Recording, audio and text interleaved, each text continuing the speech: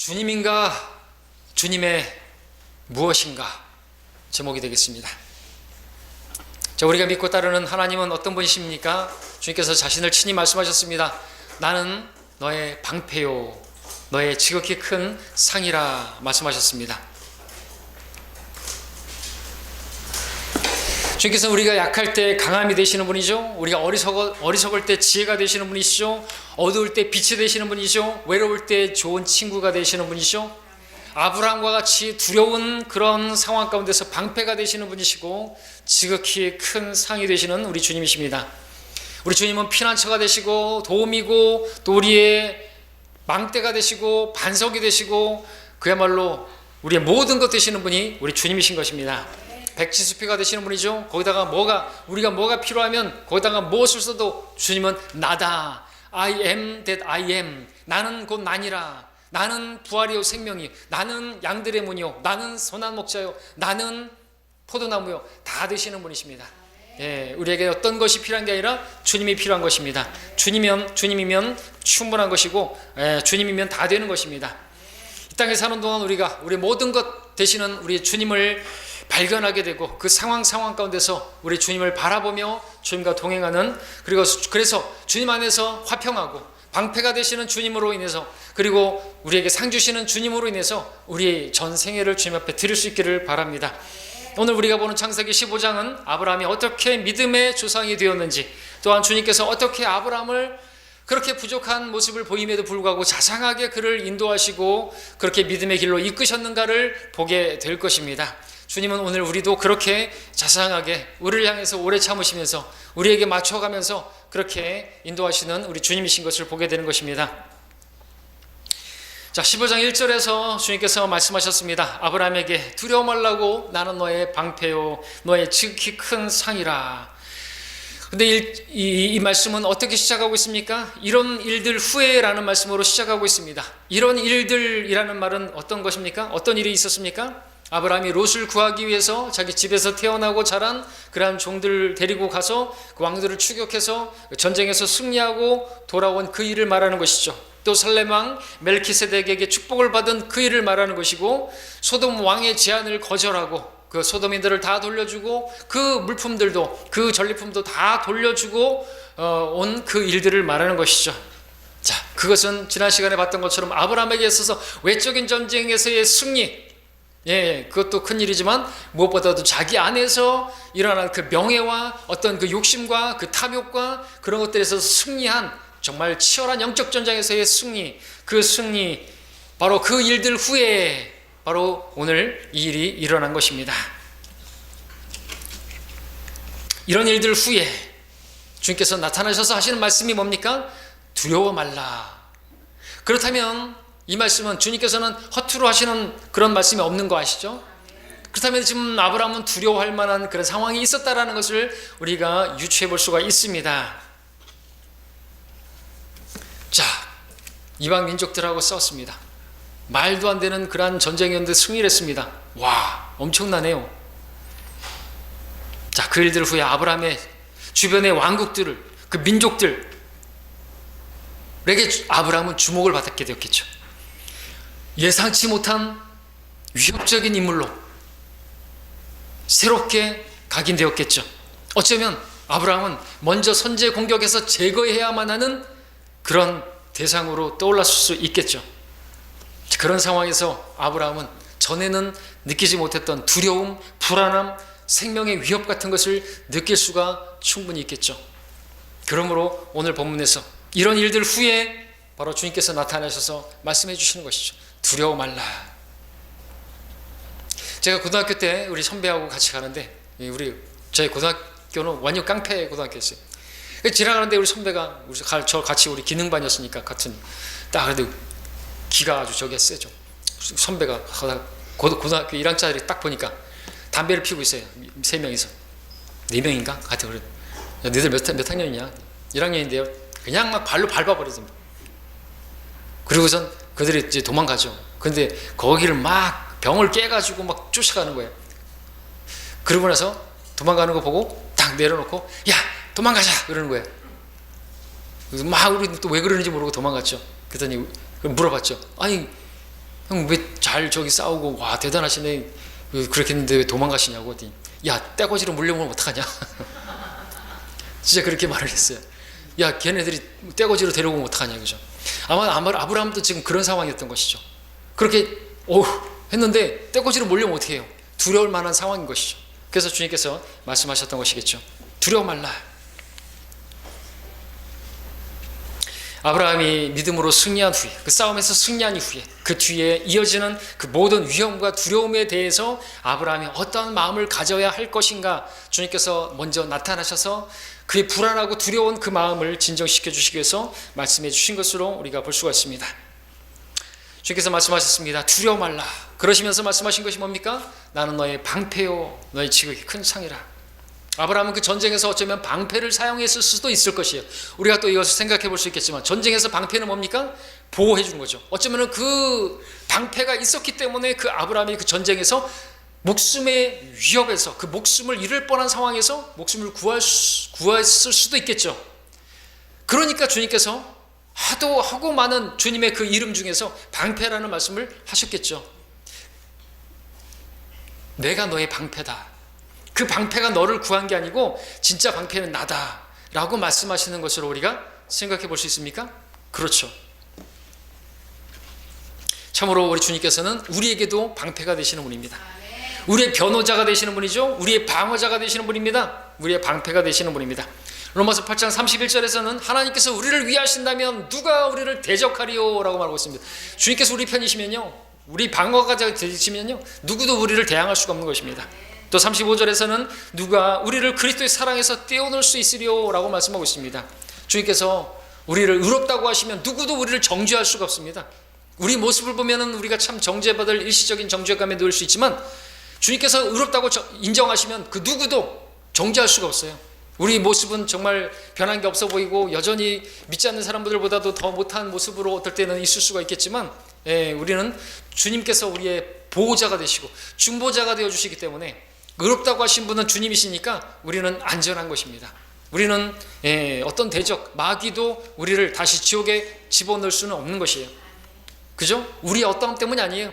주님이 우리의 보호자가 되시고 방패가 되어주시기 때문에 우리는 안전한 것입니다. 우리 착각하지 말아야 돼요. 내 모습 보면서 구원에 대해서 흔들리거나 이러다 나가 구원받은 사람 맞나? 회개 합당 열매도 없는데 이렇게 생각하면 안 되는 것이죠. 구원은 선물이라니까요.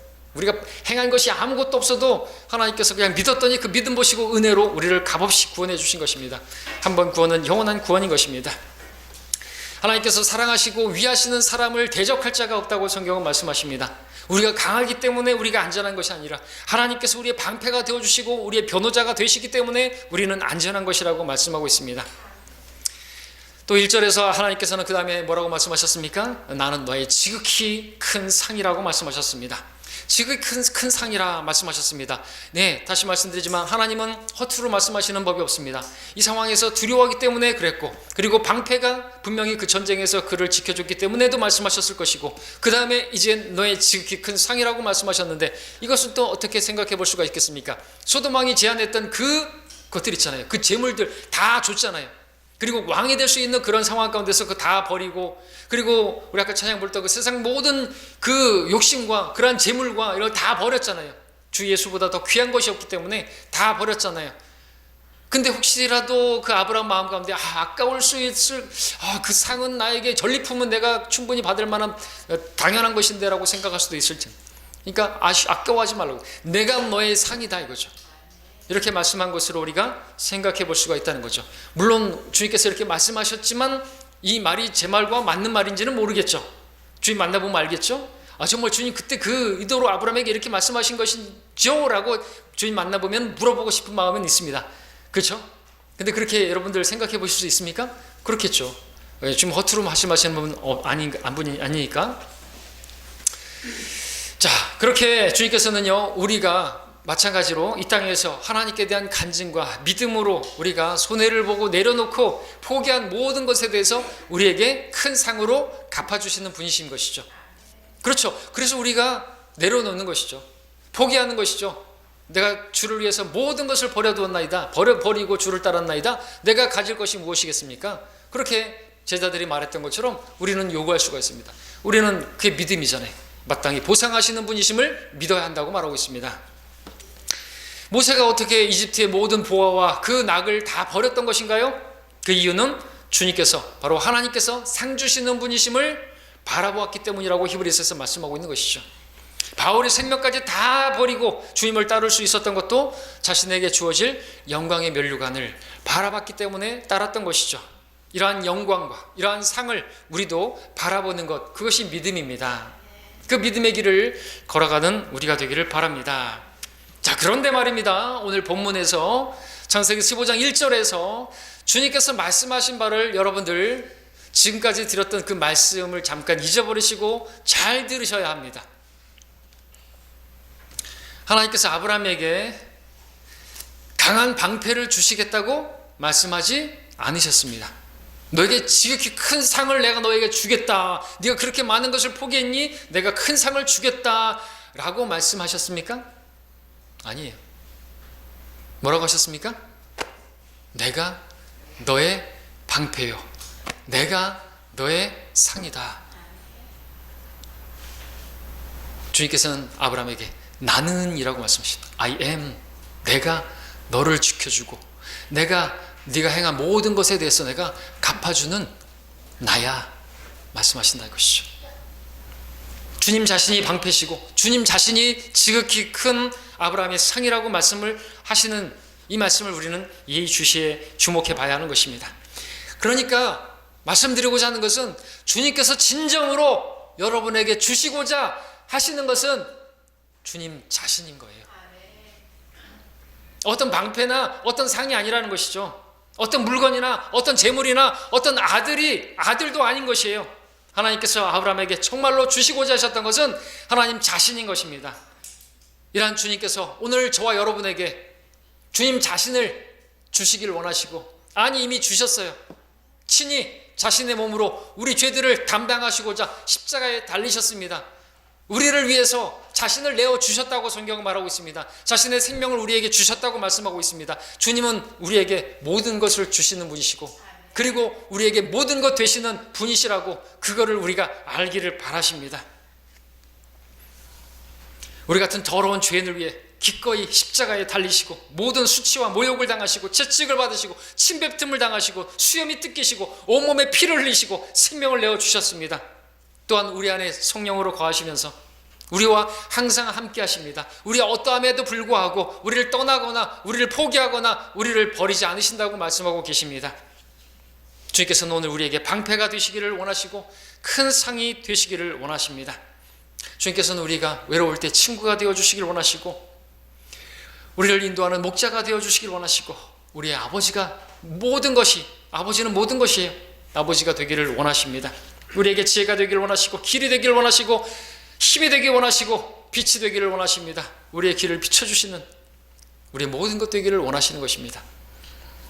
그래서 우리가 주님만 바라보고 그 주님과 교제하고 주님을 온전히 신뢰하고 그분을 사랑하기를 원합니다. 하나님께서 원하시는 한 가지는 여러분의 마음과 생각과 힘을 다하여 그 하나님을 사랑하는 것이에요. 왜냐하면 하나님께서는 여러분을 그렇게 사랑하시기 때문에 여러분을 위해서 자신을 주셨단 말이죠. 그러한 분이 계시는데 여러분은 한눈 팔면 안 되죠. 세상을 바라보면 안 되죠. 세상의 명예나 유혹이나 그런 것들에 마음 뺏기면 안 되죠. 그거는 질투고요. 주님은 질투하시는 분이세요. 왜 질투하시는 것인가? 너무나 사랑하기 때문에 질투하는 거죠. 주님의 첫째 계명이자 큰 계명은 너는 나를 사랑하라. 마음을 다하고 생각을 다해서. 왜요? 주님이 그렇게 우리를 사랑하시기 때문에 마음과 생각으로만 사랑하시는 게 아니라 실제로 몸으로 사랑하셨습니다. 나를 위해서, 여러분을 위해서 그냥 모든 걸 다 내어놓으셨다니까요. 생명을 내어놓았다니까요. 네. 이러한 주님이십니다. 우리의 모든 것 되시기 위해서 모든 걸 내어주신 그 주님을 우리가 사랑하기를 원하고 신뢰하기를 원합니다. 주님은 우리에게 자신을 주시기 원하세요. 자, 2절 3절 보겠습니다. 2절 3절입니다. 2절 3절. 아브라함이 말씀드리기를 나는 자식이 없사오며 내 집에 청지기가 다마스커스의 엘리에셀이 오니 주 하나님이여 나에게 무엇을 주시려나이까 하고 아브라함이 말씀드리기를 보소서 주께서는 내게 씨를 주시지 않냐으니 보소서 내 집에서 태어난 자가 내 상속자가 될 것이니이다. 좀 비아냥거리면서 제가 좀 말씀을 드렸습니다. 이게 말이 안 되는 얘기예요. 주님 뭘 줄 겁니까? 정말 주님께서는 좀 놀라운 말씀을 하셨고 감동적인 말씀을 하셨고 진짜 위대한 말씀을 해주셨는데, 내가 너의 방패라고, 내가 너의 큰 상이라고. 근데 뭐라고? 뭘 주시려나니까? 장난하냐? 이렇게 반응하셔도 충분한 그런 상황이죠, 사실. 아니, 놀라운 말씀을 주셨잖아요. 내가 너의 방패라고. 아니, 못 알아먹겠니? 내가 너의 큰 상이라고. 근데 여전히 아브라함은 그 관심이 어디에 있어요? 주님이 아니라 주님께서 나에게 주실 무엇에 관심이 있어요? 여러분 어떻습니까? 여러분 이 자리에 왜 있습니까? 주님에게 관심이 있습니까? 주님을 사랑해서 이 자리에 있습니까? 아니면 주님께서 이 시간을 통해서 뭘 주실 것을 기대하면서 내가 원하는 무엇을 주실 것을 위해서 이 자리에 있는 것입니까? 우리는 주님을 바라봐야지 주님께서 주실 무엇을 바라보는 그런 신앙생활을 해서 안 되는 것이죠. 많은 교회들이 주님 예배 드리면은 하나님께 나에게 뭘 주시고 뭘 기대하고 예배 드리고 교회에 출석하고 주일 성수하고 그러는지 모르겠지만 우리는 그런 종교 생활을 하면 안 되는 것입니다. 나에게 다 주신 그분이 내 모든 것을, 나를 위해서 모든 생명을 주신 분이라 내 모든 것 되시는 분께 나도 주님만 바라보고 주님만을 신뢰하고 내 모든 것 되시는 분이라고 고백하기를 주님께서 원하시는 것이에요. 정말 위대한 말씀을 주시는데 엉뚱한 대답을 하네요. 근데 하나님, 그 됐고요. 저한테 뭘 주시려고요? 지금 아브라함은 주님의 말씀을 도무지 이해하지 못한 것처럼 보입니다. 어찌 보면 말씀 자체, 아니 하나님 자신에게 별 관심이 없어 보여요. 아브라함의 관심은 오직 한 가지에가 있었네요. 아들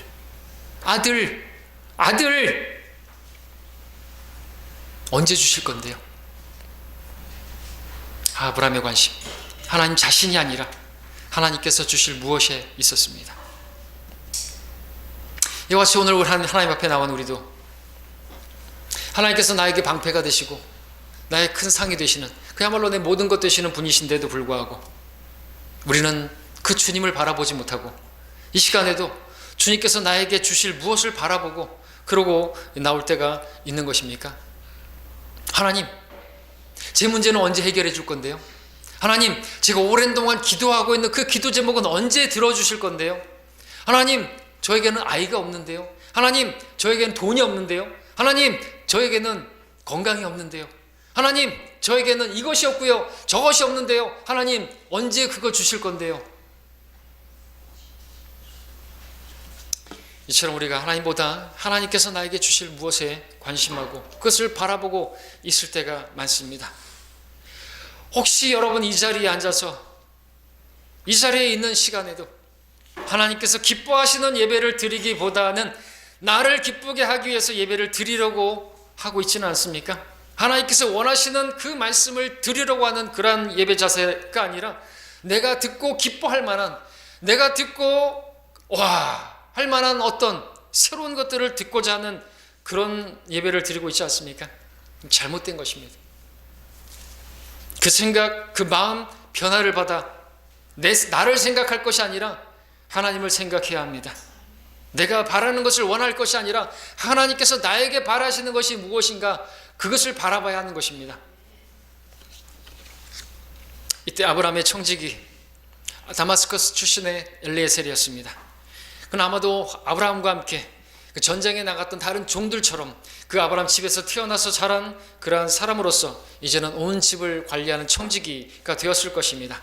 비록 그는 아브라함의 핏줄은 아니었지만 아브라함의 집에서 태어나서 자란 사람으로서 그 아들과 같이 아브라함과 함께 하면서 섬기면서 이제는 아브라함이 만일 씨 없이 죽는다고 한다면 아브라함의 모든 상속을 물려받을 그런 상속자였던 것으로 보입니다. 자, 4절에서 말씀하십니다.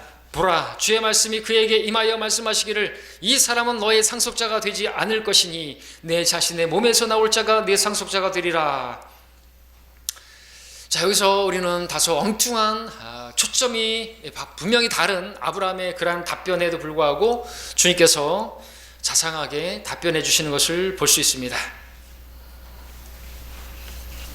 만일 제가 하나님이었다면 핵심에서 벗어난 엉뚱한 그 아브라함의 질문에 대해서 아마 책망하고 꾸짖고 화를 냈을 것입니다. 그렇죠? 야, 내가 너의 방패인데, 내가 너에게 모든 것 되는, 내가 너의 모든 것이 된다고? 근데 지금 뭘 주려고 하냐고? 아무것도 안 주겠다. 아마 이렇게 저라면 말했을 것입니다. 근데 너무나 자상하신 하나님께서는 아브라함이 관심 가지고 있는 것을 함께 바라봐 주시고, 아브라함이 궁금해하는 것을 함께 그렇게 궁금해하지 않으시고 거기에 맞춰서 그렇게 인도해 주시는 것을 보게 됩니다. 주께서 분명하게 말씀해 주셨습니다. 엘리에셀이 네 상속자가 아니고 네 몸에서 나올 자가 상속자다. 5절 7절 보겠습니다. 그를 밖으로 데리고 나가 말씀하시기를 이제 하늘을 쳐다보고 별들을 셀 수 있다면 그 별들을 세어보아라. 또 그에게 말씀하시기를 너의 씨가 이와 같으리라 하시더라. 아브라함이 주를 믿으니 주께서 그것을 그에게 의로 여기셨더라. 주께서 그에게 말씀하시기를 나는 이 땅을 내게 주어 유업을 삼게 하려고 칼데아 우르에서 나온 너를 불러온 주라 하시니, 주께서 4절 말씀처럼 내 몸에서 나올 자가 상속자가 될 거라는 말씀을 주신 것으로 대화를 끝낼 수도 있으셨습니다마는 한 걸음 더 나아가서 그를 데리고 나와서 밖으로 나와서 5절에서 말하는 것처럼 마치 어린아이의 손을 잡고 그렇게 나들이 나온 아버지처럼 주님께서 아브라함을 손을 잡고 데리고 나오시는 모습을 보게 됩니다. 하늘의 별들을, 하나님께서 창조하신 별들을 바라보시면서 네가 이 별들을 셀 수 있느냐? 그러면 내가 너 씨도 셀 수 있을 것이라고 그렇게 시청과 교육으로 그렇게 보여주고 계십니다. 자, 이처럼 하나님께서도 저와 여러분들의 손을 잡으시고 이끄시고 보여주시면서 그렇게 우리를 믿음으로 이끄십니다. 하나님을 정말 신뢰하기를, 하나님께서 약속하신 그것을 주실 거라고 하는 것을 우리도 믿고 그렇게 주님을 따라가기를 원하셔서 손을 이끄시고 봐라, 오늘날 우리에게는 말씀을 보여주시면서 그렇게 인도해 주고 계십니다. 자, 그리고 6절에서 가장 처음으로 성경에서 나오는 믿으니 believed 라는 단어가 나옵니다. 아브라함이 하나님의 말씀을 들었고 그 말씀을 믿었습니다. 하나님께서 그 아브라함의 믿음을 보시고 그 믿음을 의로 여기셨습니다. 우리는 이 말씀에서 의가 무엇인지 하나님의 그 기준을 배울 수가 있습니다. 하나님께서는 믿음을 의로 여기십니다. 믿음을 의로 여기십니다. 하나님께 기도하던 바리새인은 자신이 일주일에 2번 금식하고 모든 것에 11조를 드리고 자신이 착취하는 자들, 불의한 자들, 가늠하는 자들과 같지 않고 옆에서 기도하는 세리와 같지 아니함을 그렇게 간증하면서 그렇게 자랑하면서 자기 의를 드러내면서 그렇게 기도를 했습니다. 그러나 옆에 있던 세리는 멀찍이 떨어져서 차마 하늘을 우러러보지 못하고 가슴을 치면서 죄인인 저에게 자비를 베풀어 달라고 그렇게 기도했습니다. 주님께서는 바리새인이 아니라 바로 이 세리가 의롭게 되어 자기 집으로 갔다고 말씀하셨습니다.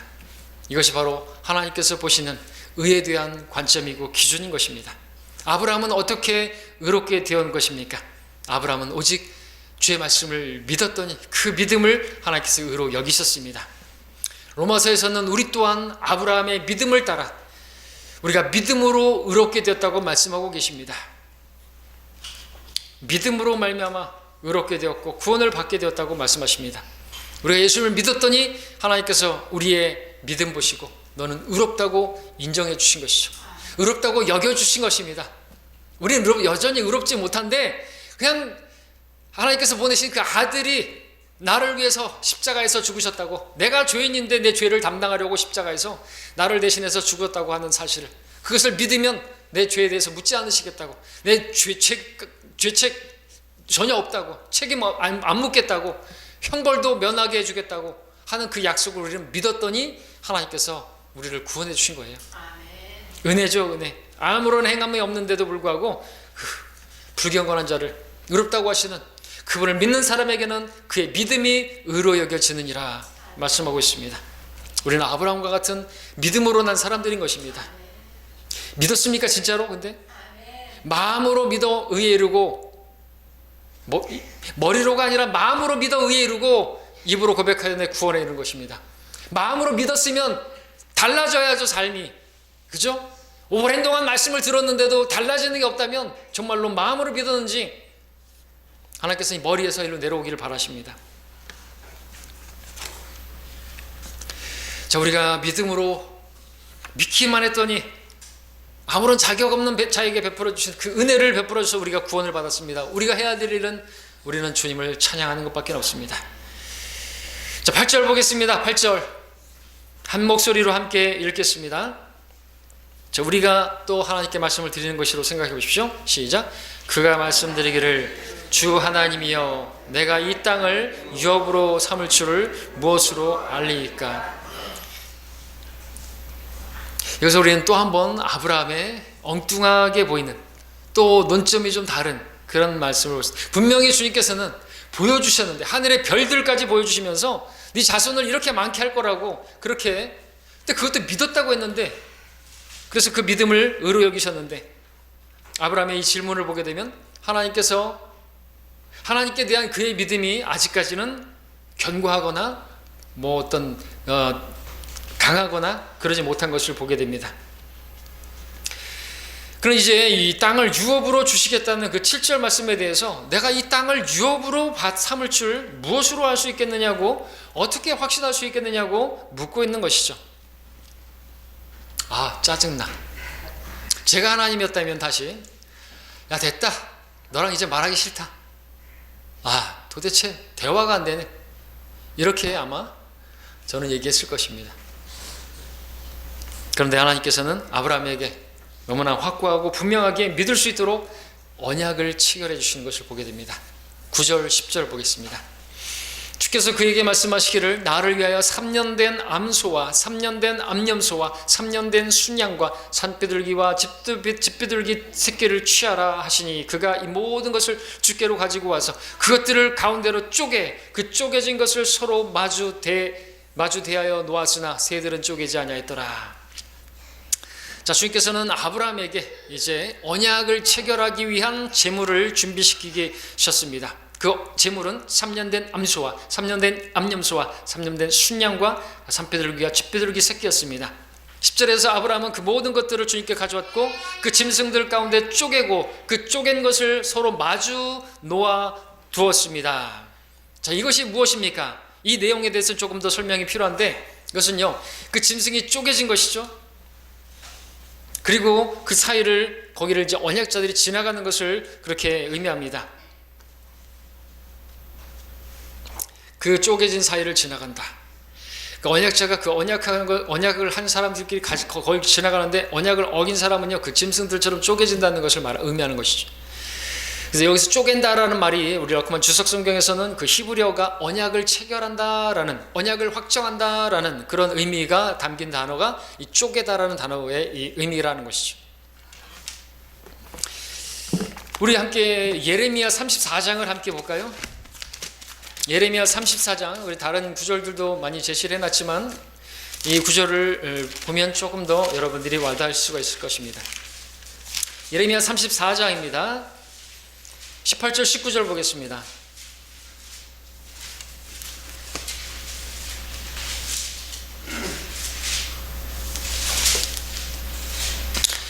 예레미야 34장 18절 19절 그들이 송아지를 둘로 쪼개고 그 송아지를 나눈 사이로 지나갈 때 내 앞에서 세운 언약의 말들을 실행치 아니하여 내 언약을 범한 사람들을 내가 주리니, 즉 그 송아지를 나눈 사이로 지나간 유다의 고관들과 예루살렘의 고관들과 내시들과 제사장들과 그 땅의 모든 백성들이라 내가 그들을 그들의 원수들의 손과 그들의 생명을 찾는 자들의 손에 주리니 그들의 시체가 하늘의 새들과 땅의 짐승들에게 고기가 될 것이요 라고 말하고 있습니다. 자, 그렇게 쪼개진 사이로 지나가게 만들고 그 언약의 약속이죠. 그 언약을 이행하지 않고 그 언약을 체결한 것을 어기는 쪽은요, 이렇게 죽임당하는 것입니다. 그렇게 쪼개진 사이로 그렇게 지나가는 것을 보게 되죠. 자, 그 다음에 우리 이제 11절부터 16절까지를 보겠습니다. 자, 조금 어렵게 느껴질 수 있는 내용인데 여러분들이 조금 상상을 좀 발휘할 필요가 있습니다. 믿음의 눈을 열어보시기 바랍니다. 11절부터 새들이 그 시체 위에 내리자 아브라함이 그것들을 쫓았더라. 해가 질 때 아브라함이 깊은 잠에 빠졌는데 보라, 큰 흑암의 공포가 그에게 내리더라. 주께서 아브라함에게 말씀하시기를 너는 분명히 알지니 내 씨가 자기 땅이 아닌 곳에서 타국인이 되어 그들을 섬길 것이요 그들이 400년 동안 내 자손을 괴롭게 하겠고 그들이 섬길 그 민족을 또한 내가 심판하리니 그 후에 그들이 큰 재물을 가지고 나오리라. 너는 평안히 내 조상들에게로 갈 것이며 너는 충분히 늙은 나이에 장사될 것이라. 그러나 4대 만에 그들이 이곳으로 다시 돌아오리니 이는 아모리인들의 죄악이 아직 다 차지 않았음이라 하시면서 말씀을 보게 됩니다. 놀라운 말씀들 다 보여주시고 예언하고 있는 것이죠. 출애굽까지 다 예언하고 있고 출애굽 때 재물을 가지고 나올 것까지도 다 예언하고 있는 것을 보게 되는 것이죠. 자, 근데 우리 11절에서 보니까 이 새들이 그 아브라함이 준비한 그 언약의 재물들 위에 내린 것을 보게 됩니다. 새들이 내렸다. 하나님 앞에 이렇게 언약을 체결하는데 새들이 날아들었네요. 어떻게 해야 되죠? 과수원에 새들이 날아들면 어떡하죠? 딸랑딸랑하고 흔들고 새들을 쫓죠. 예, 성경에서 공중의 새들은 많은 경우에 그 마귀들을 보여주고 있습니다.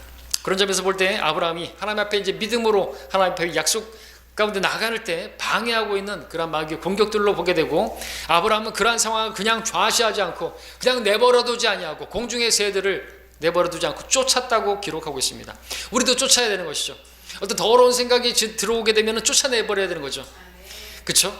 그것을 품고 있으면 안 되는 것입니다. 여러분들 그런 말 있잖아요. 우리 공중에 어떤 새들이 지나가다가 내 머리에 똥을 떨어뜨릴 수는 있습니다. 그렇죠? 그러나 그 새가 내 머리에 둥지를 틀도록 내버려두지는 않을 수 있어요. 그렇죠? 마찬가지입니다. 공중에 새들이 날아오면 어떻게 돼요?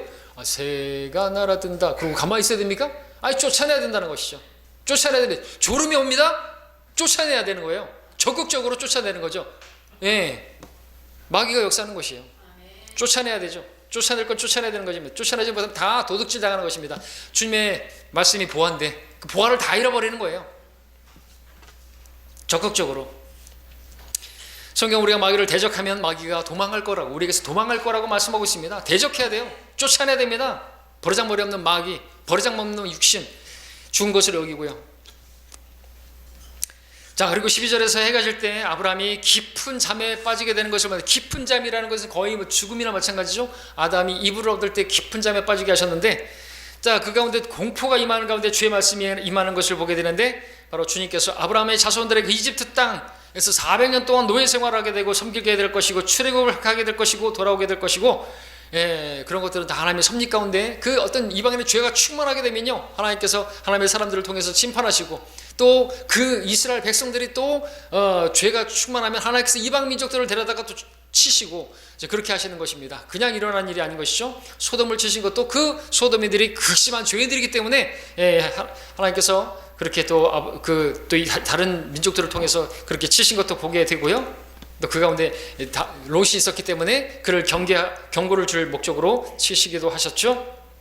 그냥 원인 없이 일어나는 거죠. 이방인의 죄가 충만하게 되면요, 주님께서 오실 것입니다. 그죠? 개역성경처럼 이방인의, 로마서 11장, 이방인의 충만한 수가 차기까지는 아니에요. 이방인의 충만한 수가 차기까지는 개역성경처럼 돼 있으면은, 그래서 선교사들이 열심히 전도, 한 사람이라도 내가 딱 그 회심시킨 그 사람이 차면은 주님께서 오시는가 보다. 그리고 열심히 선교했지만, 아니죠. 바른 성경은 이방인의 충만함이 차기까지는 이스라엘이 완악하게, 이스라엘이 회복되지 않는 것이고요. 그 죄를 말하는 거예요. 항상 죄가 충만하면 하나님께서 심판하시는 것입니다. 다시 이스라엘이 다시 회복하게 되어지고 이스라엘이 민족 중에 우두머리가 되고 그런 것이죠. 그래서 여러분들 이방인의 충만함이 차기까지는 주님께서 오시지 않는 거예요. 그러니까 여러분들 동성연애자들이 막 많아지고요. 그러면요, 우리는 좀 이상한 사람들이지만 기뻐해야 돼요. 왜? 롯의 날들, 노아의 날들과 같다고 했잖아요. 동성연애자들이 많아져야 되는 게 맞는 거예요. 근데 가능하면 우리나라에 좀 적었으면 좋겠죠. 그런 걸 보기 싫으니까. 내 아들이 남자 며느리 데려오면 어떡할까요? 내 딸이 여자 사위를 데려오면 어떡할 거예요? 그렇게 될 수 있다니까요. 그런 시대를 맞을까요? 정말로 어려운 때를 맞이하게 될 것입니다. 우리는 기도해야 되겠죠. 우리 가족에게서는 내 자식이 그러지 않으리라는 법 없어요. 그잖아요. 그죠? 근데 어쨌든 간에 세상은 그렇게 갈 것입니다. 그래도 우리는 소망을 가지고 살아가는 것입니다.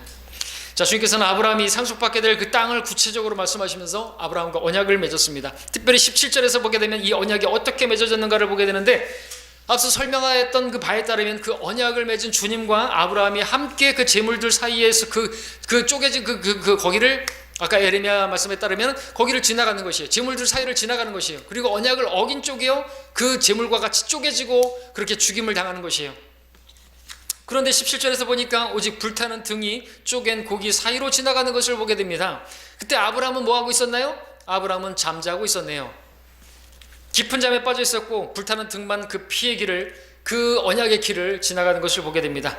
이것은 주님께서 홀로 그 길을 걸어가셨음을 보여주는 것이고요. 이것은 바로 아브라함과 맺으신 그 언약이 여러분들 우리 신학에 나오는 무조건적인 언약이라고 하는 것을 보여주는 것이죠. 하나님께서 아브라함과 이 언약을 맺으실 때 아브라함이 그 길을 걸어가지 않도록 깊은 잠에 빠지게 하셨습니다. 주님께서 홀로 그 길을 걸어가셨습니다. 이것은 아브라함으로서는 파기할 수 없는 무조건적인 언약이 맺어졌음을 보여주는 것입니다. 그 언약을 이행하는 책임이 전적으로 주님께만 있음을 보여주는 것이죠. 그렇기 때문에 그 땅은요, 하나님께서 약속하신 그 땅은요, 아브라함의 자손에게 주시기로 확정하신 거예요. 그 누구도 뺏을 수가 없는 것입니다.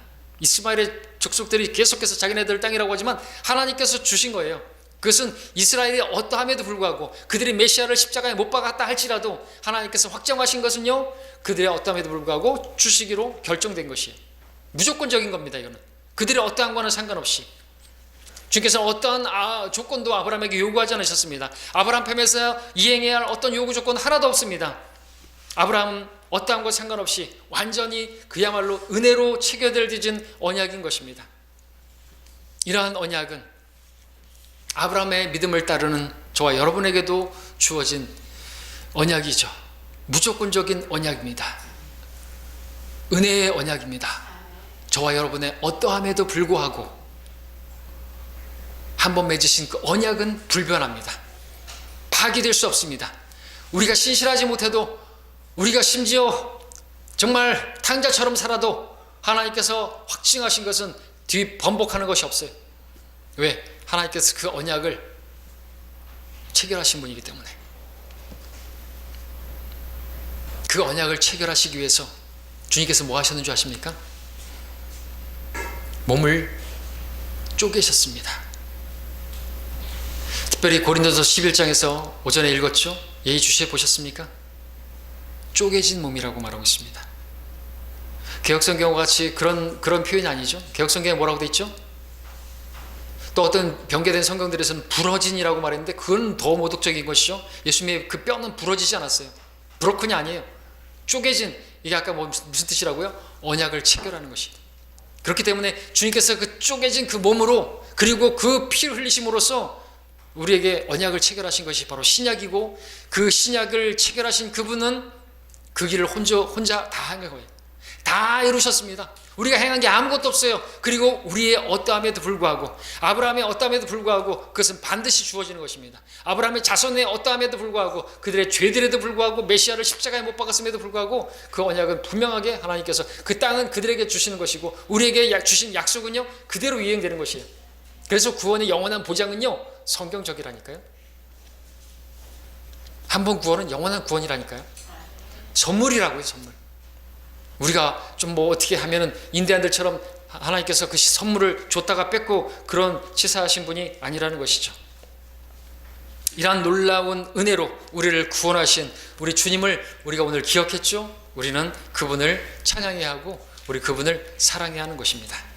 자, 오늘 우리는 창세기 15장 말씀을 통해서 우리 주님이 어떠하신 분인가, 그리고 아브라함의 어떠함도 봤습니다. 먼저 아브라함을 보게 되면, 아브라함은 주님께 관심하기보다는 주님께서 자신에게 돌아올 무엇인가 관심을 가지고 있었습니다. 또 아브라함은 하나님 말씀에 관심 갖기보다는 눈에 보이는 어떤 언약의 어떤 확증이나 그 표를 원했던 것을 보게 됩니다. 아브라함이 별들을 바라보면서 하나님 말씀을 믿어서 의롭다고 여김을 받은 그런 귀한 시간들도 있었던 것은 사실이지만, 그의 믿음의 여정은 아직 초보 단계에 시작되고 있고 이제 시작에 불과합니다. 그리고 우리는 이 15장 말씀에서 하나님 일을 보았습니다. 하나님께서 아브라함을 얼마나 사랑하시는지, 그래서 얼마나 자상하게 대하시고 그 사랑이 어떠한지를 우리가 좀 느낄 수가 있었습니다. 하나님께서는 정말 아브라함이 엉뚱한 질문에도 불구하고 저라면은 그냥 아이고 야 말도 안 돼. 야 이렇게 뭐 놀라운 말씀을 줬는데 뭘 주시겠냐고? 나라고 나 좀 바라봐라. 막 이렇게 하실 만도 한데 하나님께서는 아브라함이 관심하는 것을 관심하면서 그것에 대해서 이렇게 이야기해 주시는 걸 보게 됩니다. 우리가 성숙하다면요. 우리 성도님들이 이야기하다가 밥 먹을 때 이야기하다가 막 세상 얘기한다고 그래가지고 세상 얘기 그만 집어치우고 영적인 이야기하자 하면서 설교 하나님 말씀 얘기하죠. 이런 건 그런 게 아니라 여러분들이 성숙하다면 주님처럼요. 그죠? 그가 관심하는 것이 뭐지? 요즘 배추값이 얼마인지 그것에 관심이 있다면 그렇다고. 근데 경제가 점점 나빠지는 걸 보니까 주님께서 오실 것이라. 그렇게 이제 이렇게 이 교제를 이끌어가는 것이 필요하겠죠. 우리 주님께서는 그런 식으로 그렇게 한 걸음씩 인도하십니다. 데리고 나가서 손을 잡고 나가서 하늘의 별들을 바라볼래? 눈에 좀 바라봐. 너의 씨가 이와 같이 될 거야. 어린아이를 이끌듯이 그렇게 한 걸음 한 걸음 인도하시는 걸 보게 됩니다. 아브라함이 자신에게만 관심사를 가지고 있고 엉뚱한 질문에 대해서 노하거나 책망하거나 그러지 않으시고 한 걸음씩 한 걸음씩 인도하시고 이끄시면서 별들을 바라보시고 자상하게 오래 참으시면서 그렇게 인도하시는 것을 보게 됩니다. 우리가 구하는 것이나 바라보는 것이 엉뚱한 것일 때가 참으로 많지만 우리가 바라보는 것을 함께 바라봐 주시고 우리가 구하는 것에 대해서 말씀해 주시면서 우리를 조금씩 그렇게 자신께로 주님께로 이끄시는 우리 주님을 보게 되는 것입니다. 오늘 우리가 이러하신 주님께 눈을 들어 우리의 방패가 되시고 우리의 지극히 큰 상이 되시는 우리 모든 것 되시는 주님을 바라보기를 원합니다. 믿음으로 의롭게 된 우리들이 그분을 믿음으로 우리 믿음의 걸음을 계속 걸어가는 우리가 되기를 바랍니다. 우리 주님은 우리의 모든 것 되시는 분이십니다. 모든 것을 내어주신 분입니다. 그분을 바라보시며 주님과 동행하는 우리가 되기를 바랍니다. 기도하겠습니다.